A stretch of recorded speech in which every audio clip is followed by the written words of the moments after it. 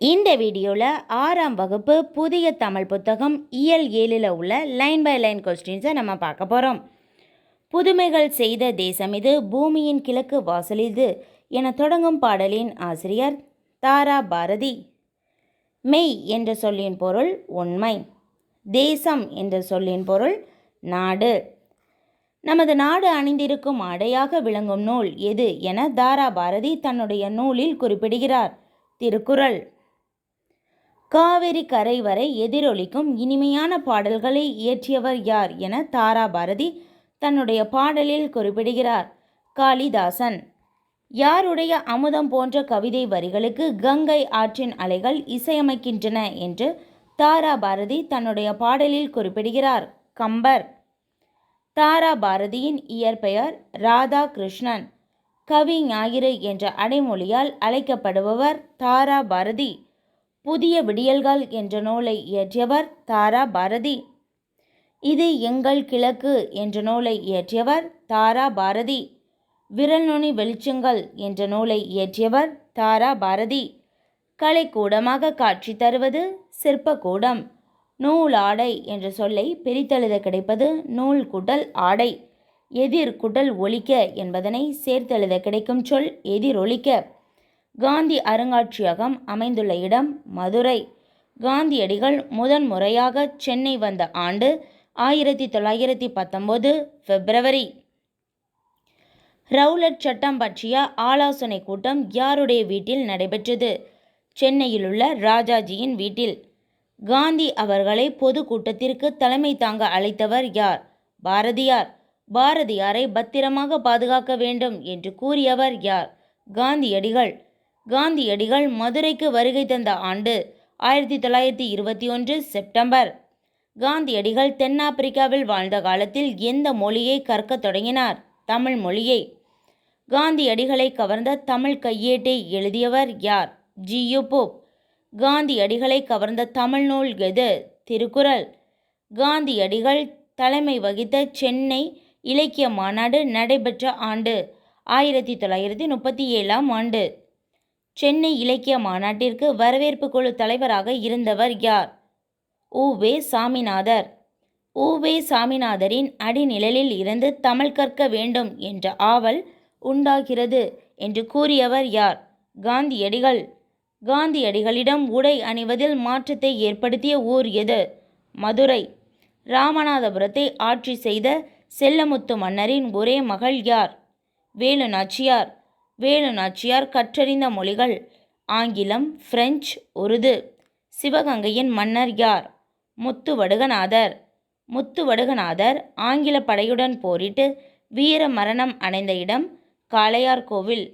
வேலு நாச்சியார் எந்த கோட்டையில் தங்கி படைகளை திரட்டி பயிற்சி அளித்தார்? திண்டுக்கல். வேலு நாச்சியாரின் அமைச்சர் தாண்டவராயன். வேலு நாச்சியாரின் தளபதி பெரிய மருது, சின்ன மருது. மைசூரிலிருந்து ஹைதர் அலி அனுப்பிய குதிரைப்படை வீரர்களின் எண்ணிக்கை 5000. நமது அரசியாரின் பன்மொழி அறிவு நமக்கு பெரிய நன்மையை தந்திருக்கிறது என்று வேலு நாச்சியாரை பற்றி கூறியவர் யார்? சின்ன மருது.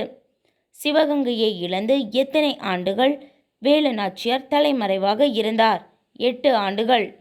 எந்த கோட்டையில் இருந்தார்னா திண்டுக்கல் கோட்டையில். வேலு நாச்சியார் படையில் பெண்கள் படைப்பிரிவிற்கு தலைமை ஏற்றவர் யார்? குயிலி. எந்த நாளில் சிவகங்கை கோட்டைக்குள் செல்வதற்கு பெண்களுக்கு மட்டும் அனுமதி உண்டு? விஜயதசமி. வேலு நாச்சியாரை காட்டி கொடுக்காததால் கொல்லப்பட்ட பெண்ணின் பெயர் உடையாள். தன் உடலில் தீ வைத்து கொண்டு ஆயுத கிடங்கில் குதித்தவர் யார்? குயிலி. வேலு நாச்சியாரின் காலம் 1730 முதல் 1796 வரை. வேலு நாச்சியார் சிவகங்கையை மீட்ட ஆண்டு 1780. ஜான்சி ராணிக்கு முன்பே ஆங்கிலேயரை எதிர்த்து வீரப்போர் புரிந்தவர் யார்? வேலு நாச்சியார். இலக்கண அடிப்படையில் சொல் எத்தனை வகைப்படும்? 4 வகைப்படும். ஒன்றன் பெயரை குறிக்கும் சொல் பெயர் சொல் ஆகும். வினை என்ற சொல்லின் பொருள் செயல்.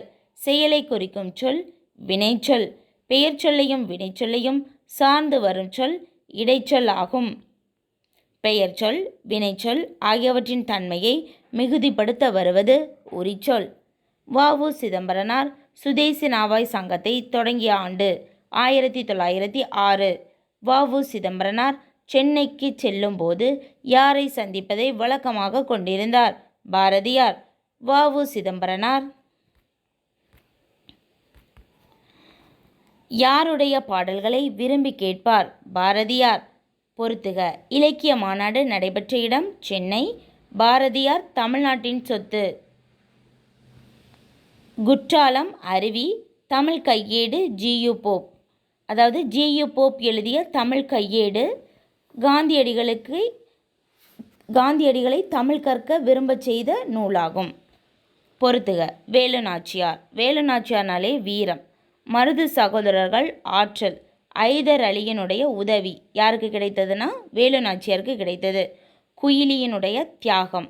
ஏன்னா வேலு நாச்சியாருக்காக தன்னுடைய இன்னுயிரை மாய்த்தவர். அதாவது வேலு நாச்சியார் சிவகங்கையை கைப்பற்றுவதற்காக தன்னுடைய இன்னுயிரை மாய்த்தவர். அதாவது ஆயுத கிடங்கில் தன் உடலில் தீ வைத்து கொண்டு குதித்தவர். அதனால் குயிலினுடைய தியாகம் போற்றத்தக்கது. ஐதர் அலியினுடைய உதவி வேலு நாச்சியாருக்கு கிடைத்தது. மருது சகோதரர்களினுடைய ஆற்றல் வேலு நாச்சியாரினுடைய வீரம். பொறுத்துக. ஆங்கில சொற்களுக்கு இணையான தமிழ் சொற்கள். நாட்டுப்பற்று பேட்ரியட்டிசம். கலைக்கூடம் ஆர்ட் கேலரி. இலக்கியம் லிட்ரேச்சர். மெய்யுணர்வு நாலேஜ் ஆஃப் ரியாலிட்டி. அவ்வளோதான். இது அடிக்கடி கேட்ட கேள்வி.